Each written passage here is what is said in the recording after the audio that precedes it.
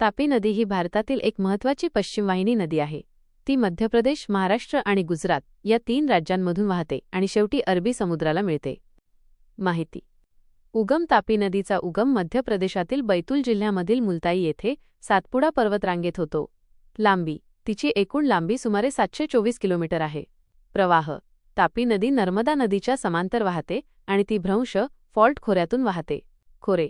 तापी नदीच्या खोऱ्यामध्ये मध्य प्रदेशातील बैतूल, महाराष्ट्रातील विदर्भाचा पश्चिम भाग, खानदेश आणि गुजरातमधील सुरत जिल्ह्याचा समावेश होतो.